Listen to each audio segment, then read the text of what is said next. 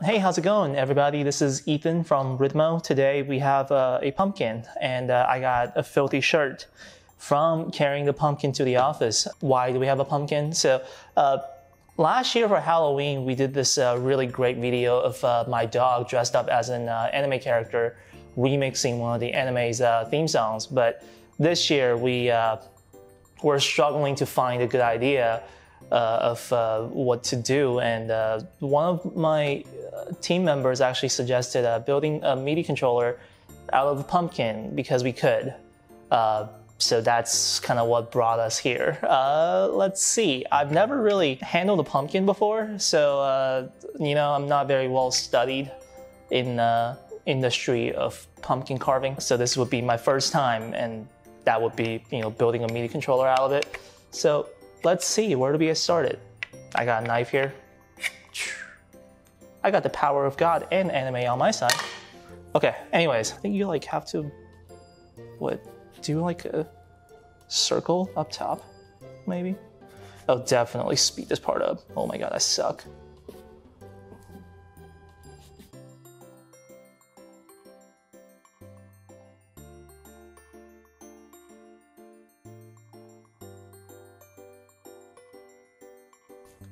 Okay, not to scoop out the inside. Although I gotta say, this pumpkin is a lot more hollow than I thought that it would be, or maybe they're all like that. I don't know. I've never done this before. But you know what? I always really hate it. The people that when I lived in an apartment for college, people would sometimes carve pumpkins for Halloween, leave them outside, and never clean them up. Okay, so the inside is still pretty thick. And apparently I have to scoop some of the actual pumpkin out. Who invented this sport? Who? Because man, this is seriously one of the hardest things I've ever had to do.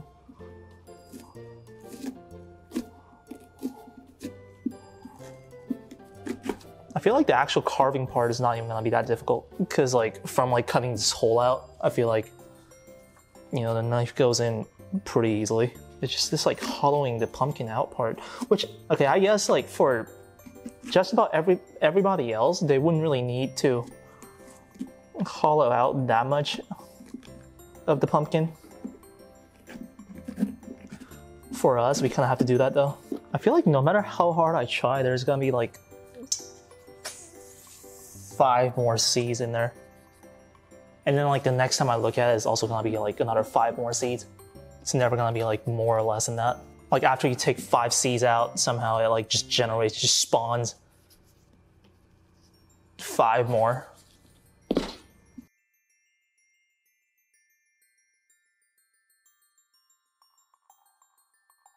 That's the last one. Okay, so now I have to hollow out this wall quite a bit more, because we have to mount a lot of stuff through this pumpkin. So it's not just a matter of cutting out some eyes and mouth and that's it.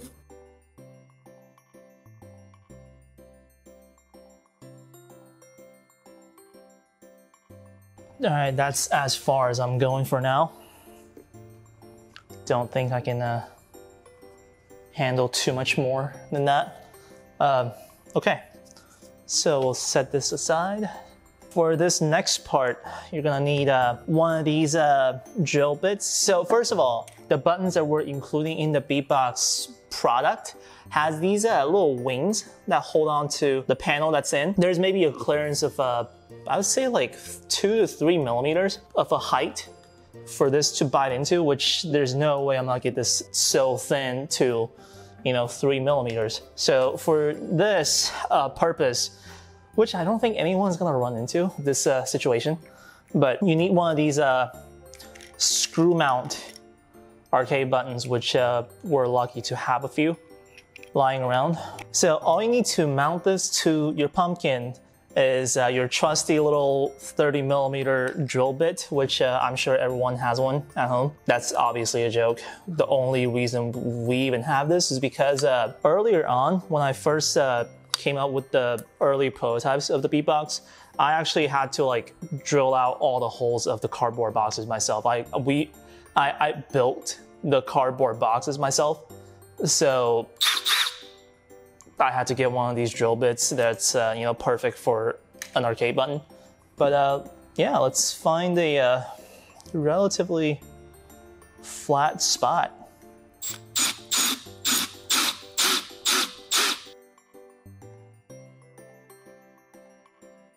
Now that your pumpkin is thin enough, you can now fit these arcade buttons through. Oh yeah, that's not going anywhere. Perfect. Very solid.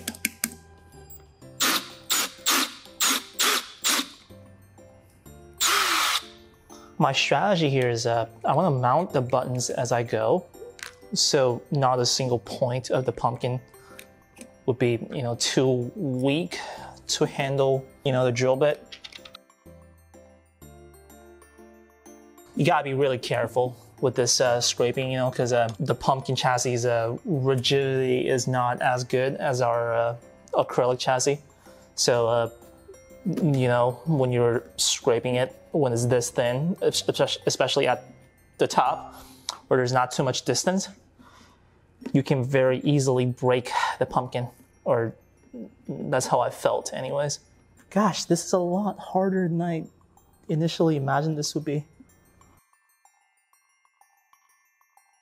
Yeah, times like this, you just kind of miss, you know, pre-corona, because I could have just asked any of my team members to do this, but now, you know, I have to do this.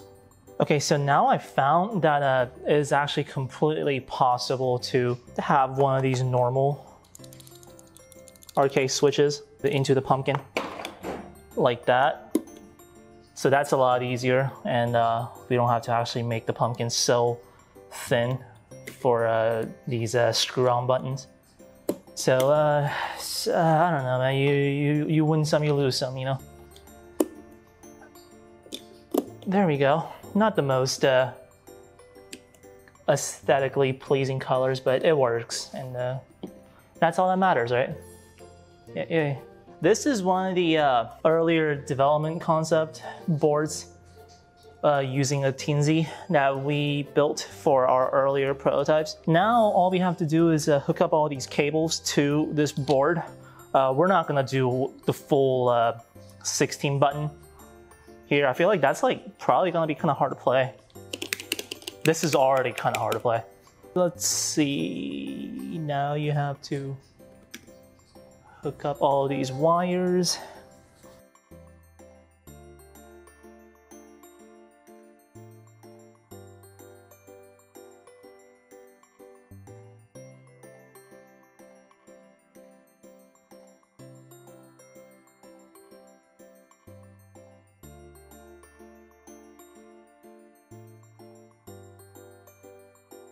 All right, got it.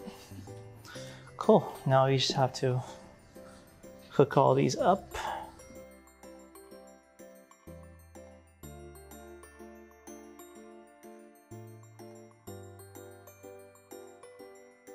Yeah, we got it. Okay, and probably needs to be a hole for this data cable to go through.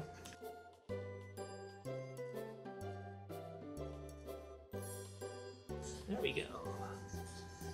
Very nice. And this should fit through like a charm.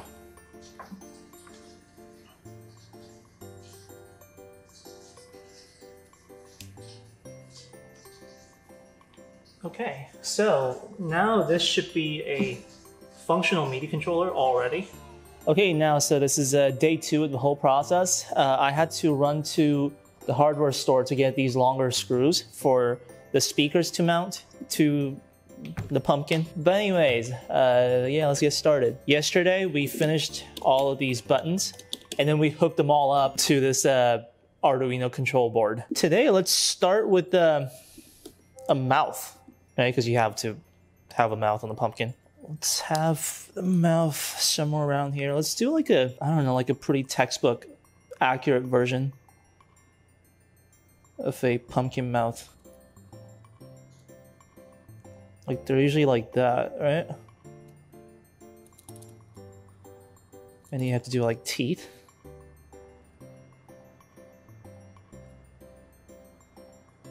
Like that? Is that pretty good?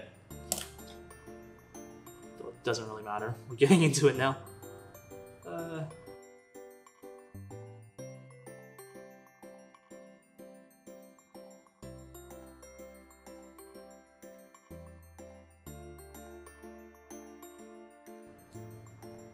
So it looks promising.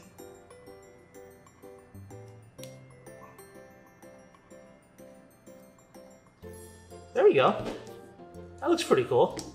As we all know, in order to have a good-looking pumpkin, it has to be lit. And for that, obviously we can't have flame in this pumpkin, so I soldered and coated this little adjustable RGB strip. So now it's gonna have like a little breathing effect to simulate like a flickering candle flame. Let's see how that looks. So connect it to the power and hook up the control pin. And then I have to hook this side up to something that supplies power. My phone, probably. Let's see if that works. Look at that. So once you put it in the pumpkin,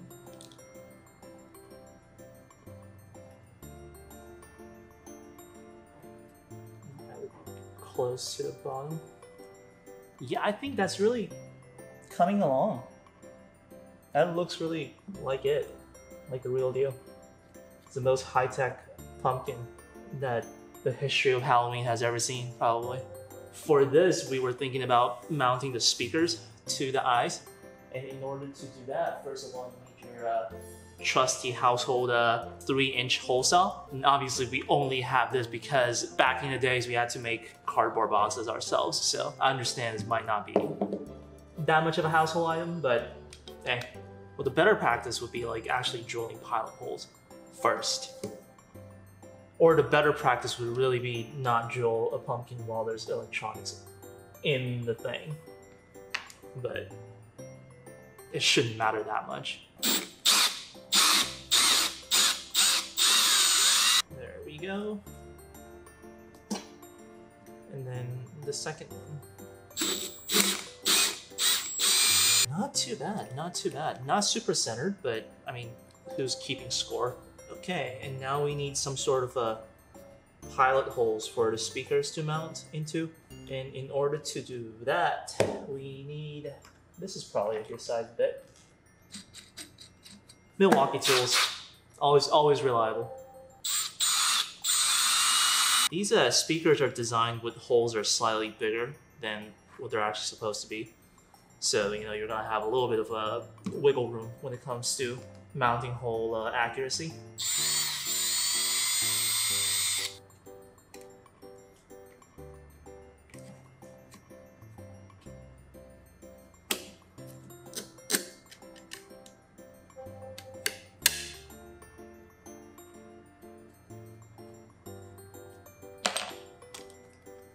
Okay, now the speaker is secured.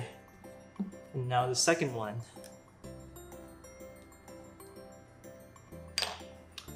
There we go. And let's grab the amplifier chip and hook the speaker wires up to that. This is the older amplifier chip that we got. So the speaker mounting solution is a little more primitive. You have to actually screw them in. The new version chips are just, you know, quick connection, plug and play. But obviously I'm not gonna waste one of those for, you know, this project. Okay, so the speakers are gonna require a battery to run. Let's hook this battery up to the amplifier to drive the speakers. And that's on, so this should just work. I'm not gonna worry about my pumpkin cable management too much. This is gonna be more of a it is what it is situation. Okay, now that we got the audio cable in, this pumpkin is done. Put that on top. Yay. Maybe not the prettiest pumpkin, but definitely the most functional, I think, because you know, this pumpkin plays music and stuff. Your normal Halloween pumpkin does just about nothing. So let's hook this up to Ableton and fire it up. Okay, I made this beat a while ago where I sampled Castlevania. Let's see how it plays on the pumpkin box.